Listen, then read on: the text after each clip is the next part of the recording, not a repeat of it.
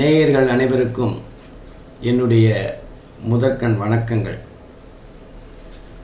இன்றைக்கி நம்ம குரு வக்ர நிவர்த்தி பலன்கள் எப்படி இருக்கும் அப்படின்னு பார்க்கலாம். அதாவது அக்டோபர் மாதம் 9ஆம் தேதி 2024 முதல் பிப்ரவரி மாதம் 4ஆம் தேதி 2025 வரை குரு பகவான் பின்னோக்கி நகருகின்ற ஒரு தன்மையில் இருக்கிறார். பொதுவாக ராகு கேதுவை தவிர மற்ற கிரகங்கள் எல்லோருமே நேர்கதியில் செல்லுகின்ற ஒரு தன்மையில் தான் இருப்பார்கள். அவர்கள் வக்கர கதியில் சஞ்சாரம் செய்யும் போது அதற்குரிய பலன்கள் சற்று மாறுபட்டதாக இருக்கும்.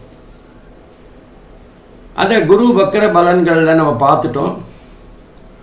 இப்போ அந்த குரு வக்கர நிவர்த்தி அடைய போகிறார் பிப்ரவரி மாதம் 4ஆம் தேதி 2025. சுமார் 120 நாட்கள் இந்த வக்கர கதியில் குரு பகவான் சஞ்சாரம் செய்தார். இந்த வக்கர நிவர்த்திக்கு பிறகு மே மாதம் 14ஆம் தேதி குரு பகவான் நேர்கதியில், அதாவது ரிஷப ராசியிலேருந்து மிதுன ராசிக்கு பயிற்சியாகிறார். அங்கே ஒரு 6 மாதம். அந்த 6 மாதத்துக்கு அப்புறம் குரு பகவான் அதிசாரமாக மிதுன ராசியிலேருந்து கடக ராசிக்கு போகிறார். அக்டோபர் மாதம் 18ஆம் தேதி என்று அதிசாரமாக கடக ராசியில் போய் கொஞ்சம் 2 மாதம் சஞ்சாரம் செய்ய இருக்கின்றார். இந்த குருவினுடைய மாற்றங்கள் எப்படி இருக்கும்? குறிப்பாக இந்த குரு வக்கர நிவர்த்தி 12 ராசிக்கும் எப்படிப்பட்ட பலாபலன்களை பெறும் அப்படிங்கிறத பார்க்கலாம். நான் உங்கள் கல்வடங்கம் டாக்டர் சத்யநாராயண சர்மா பேசுகிறேன். ஒவ்வொரு ராசிக்கும் தனித்தனியாக நம்ம பார்க்கலாம். இந்த குரு வக்கர நிவர்த்தி பலன்கள் 12 ராசிக்கும் எந்தெந்த மாதிரியான பலன்களை தரப்போகிறது அப்படின்னு பார்க்கலாம். அன்பிற்கினிய மிதுன ராசி அன்பர்களே, இன்றைக்கி நம்ம குரு வக்கர நிவர்த்தி பலன்கள் எப்படி இருக்க போகிறது அப்படின்னு பார்க்க போகிறோம். பொதுவாக இந்த வக்கர நிவர்த்தி அப்படிங்கிறது குரு பகவான் கொஞ்சம் ஒரு 120 நாட்கள் வக்கர கதியில் சஞ்சாரம் செய்தார். அப்போது 120 நாட்கள், அதாவது அக்டோபர் மாதம் 9ஆம் தேதி 2024 முதல் குரு பகவான் வக்கர கதியில் சஞ்சாரம் செய்தார். அப்போது கொஞ்சம் எதிர்மறையான பலன்கள் எல்லாருக்குமே இருந்தது.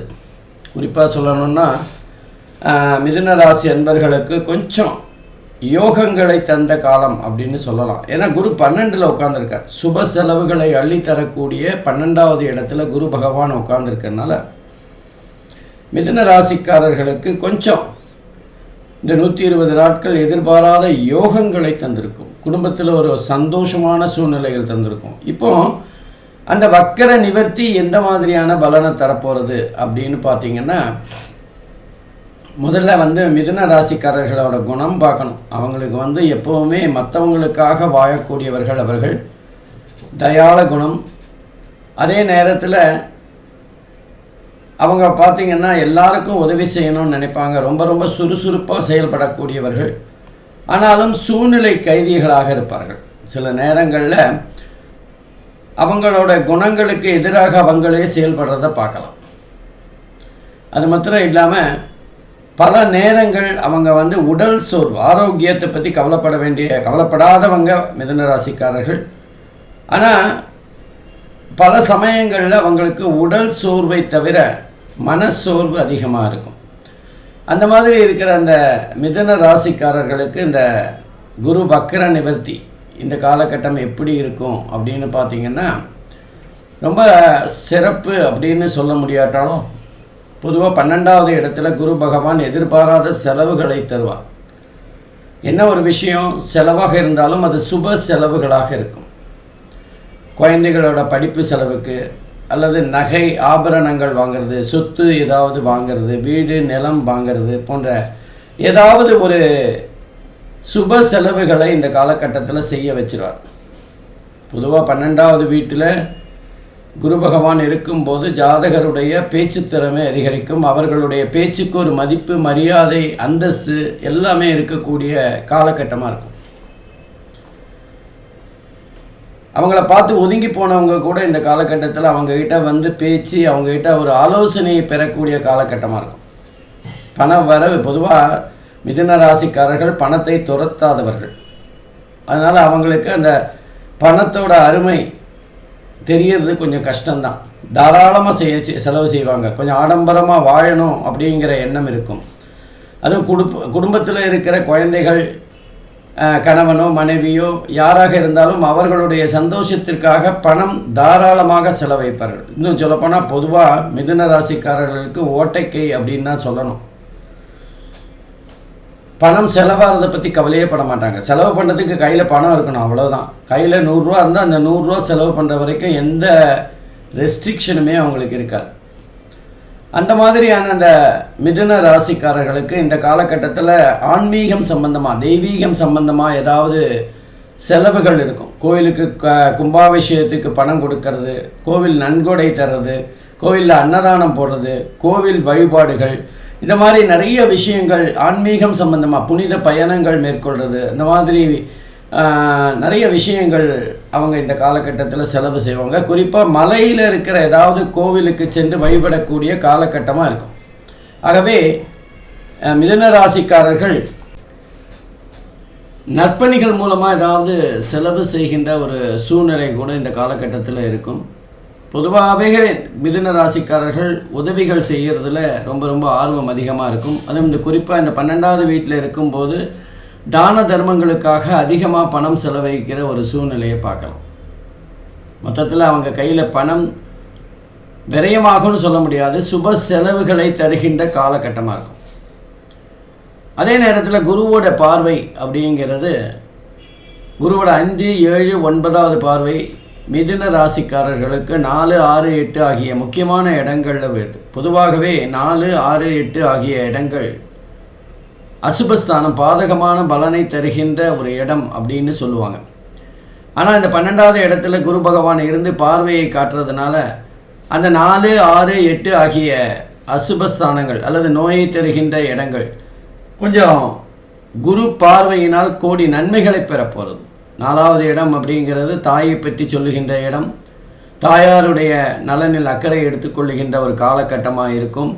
அதே நேரத்தில் தாயாருடைய மகிழ்ச்சிக்காக எதையாவது செய்கின்ற ஒரு நேரமாக இந்த காலகட்டம் இருக்கும். இன்னும் சொல்லப்போனால் வீடு வாசல் நிலம் வாங்கிறது, வீடு வாங்கிறது, புதிய வாகனங்கள் வாங்கிறது போன்ற விஷயங்களில் கொஞ்சம் பணம் செலவாகக்கூடிய தன்மை இந்த காலகட்டத்தில் இருக்கும். அதே மாதிரி 6வது வீடு நோய் ஸ்தானம், வேலையில் ஏதான மாற்றங்களை தரக்கூடிய இடம், ருணருத்ர ரோகஸ்தானம்னு சொல்லுவாங்க, எதிரிகளை வெல்லக்கூடிய காலம். அதே நேரத்தில் ஏதாவது பிரச்சனைகள் இருந்து அது கோர்ட்டு கேஸுன்னு இருந்ததுன்னா அது இந்த காலகட்டத்தில் ஒரு முடிவுக்கு வரும். அதே மாதிரி நோய் ஏதாவது இருந்தால் அல்லது ஆரோக்கிய குறைபாடுகள் இருந்தால் அதிலேருந்து வெளிவருகின்ற இந்த காலகட்டமாக இருக்கும்.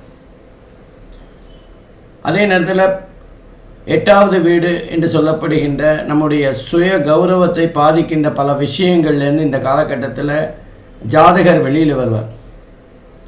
அவர்களை பற்றிய தப்பான அபிப்பிராயங்களை உடைத்து அது தவறானது என்பதை காட்டுகின்ற காலமாக இருக்கும். இவரை தேடி எல்லாரும் வருகின்ற ஒரு நல்ல நேரமாக இருக்கும். பொதுவாக 12வது இடத்துல சுப செலவுகள் அப்படிங்கும்போதே குழந்தைகளோட திருமணம் போன்ற விஷயங்களை நடத்துகின்ற காலகட்டமாக இருக்கும். திருமணம் தள்ளிப்போன பலருக்கும் இந்த காலகட்டத்தில் திருமணம் நடக்கக்கூடிய வாய்ப்புகள் இருக்குது, அல்லது புத்திர பாக்கியம் ஏற்படுகின்ற வாக்கியமும் இருக்குது. ஆகவே மிதுன ராசிக்காரர்களை பொறுத்தவரை ஒரு அற்புதமான காலகட்டமாக இந்த குரு வக்ர நிவர்த்தி காலம் அமையும். ஆகவே அவர்களுக்கு கடந்த காலங்களை விட, அதாவது அடுத்து ஜென்ம ராசியில் குரு பகவான் வரப்போகிறார், ஆனாலும் அதை விட சற்று குறைவான பலன்களை, நன்மைகளை அதிகமாக பெறக்கூடிய காலகட்டமாக இது இருக்கும். நன்றி, வணக்கம். ஸ்ரீ குபேரன் டிவியை பார்த்தமைக்கு நன்றிகள். மேலும் இது போன்ற தகவல்களை தெரிந்து கொள்ள ஸ்ரீ குபேரன் டிவியை சப்ஸ்கிரைப் செய்யுங்கள். மறக்காமல் பெல் ஐக்கானை கிளிக் செய்யுங்கள்.